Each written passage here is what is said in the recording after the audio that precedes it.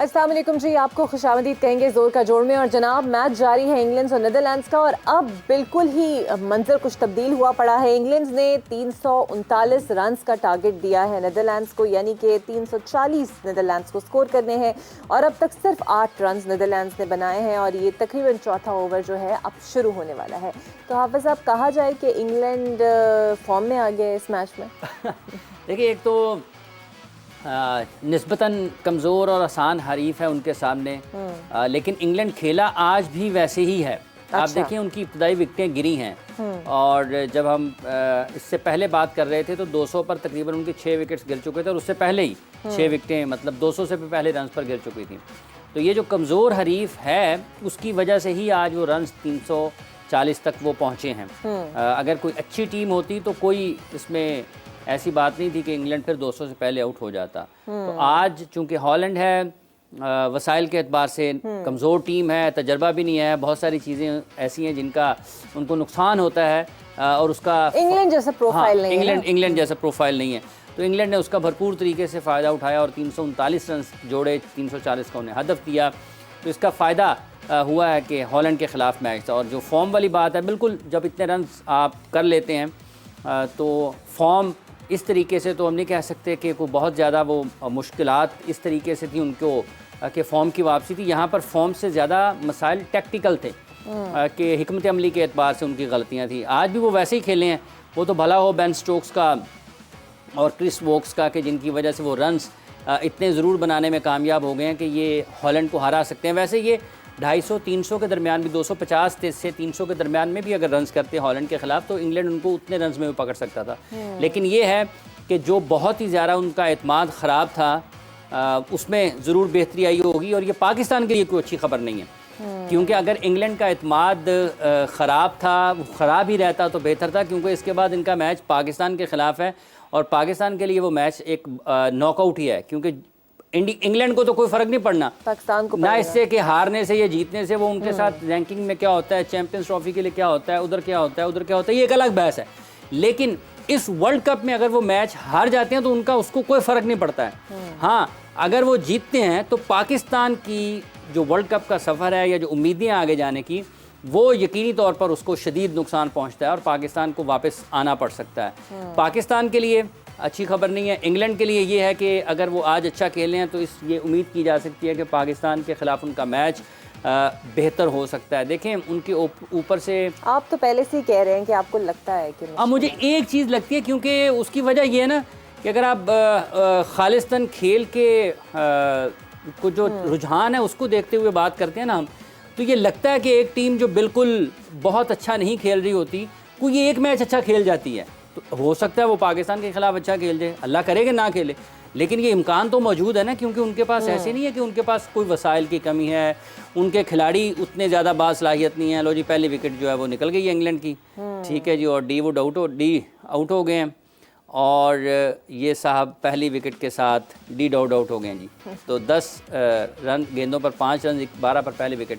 तो ये पाकिस्तान, उनके पास ऐसा नहीं है कि कम हैं, उनके पास बड़े अच्छे बल्लेबाज मौजूद हैं।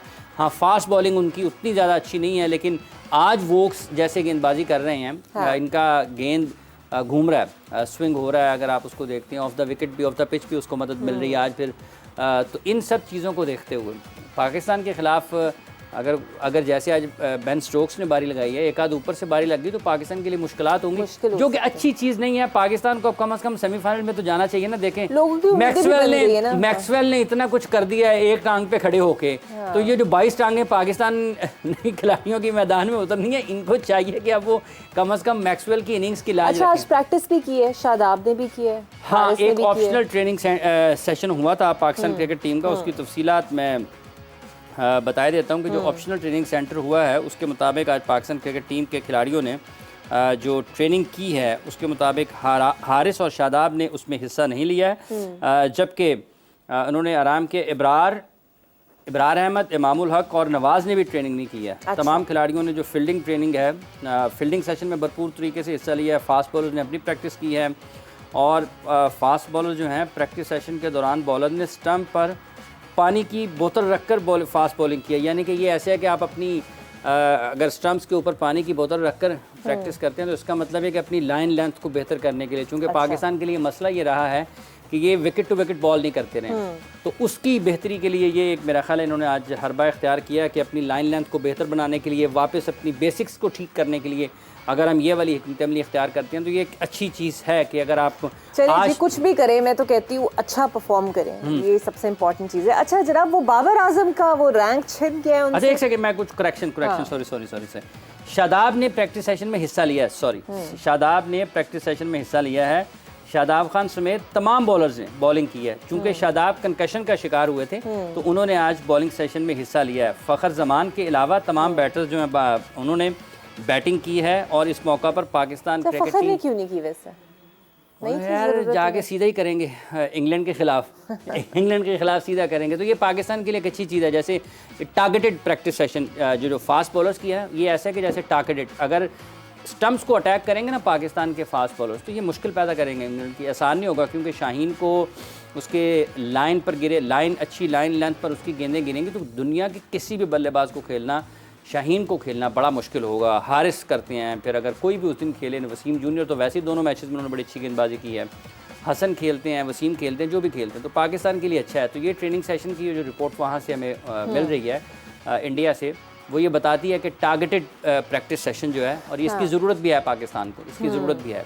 तो उसको देखना ही है कि अब जब इंग्लैंड के ख़िलाफ़ पाकिस्तान का मैच होता है तो उसके असरात या उसके नताइज क्या निकलते हैं इस प्रैक्टिस सेशन के। काफ़ी दिन है, वक्त है पाकिस्तान के पास कि अपनी गलतियों को थोड़ा सुधार लें, बेहतर कर लें, आने वाले मैच के लिए अपने आप को जहनी तौर स्ट्रैटेजी के साथ उतरे। और ग्लेन मैक्सवेल की डबल सेंचुरी की लाज रखें। उसने जो डबल सेंचुरी की है आपके लिए की है, हाँ उन्होंने आपके लिए की है, और बिल्कुल इसी तरीके से, बिल्कुल ऐसी ही कारकर्दगी का मुजाहरा हॉलैंड की टीम ने T20 वर्ल्ड चैंपियनशिप में साउथ अफ्रीका के खिलाफ किया था और उन्होंने साउथ अफ्रीका को हराया और पाकिस्तान का आगे जाने का रास्ता खुला।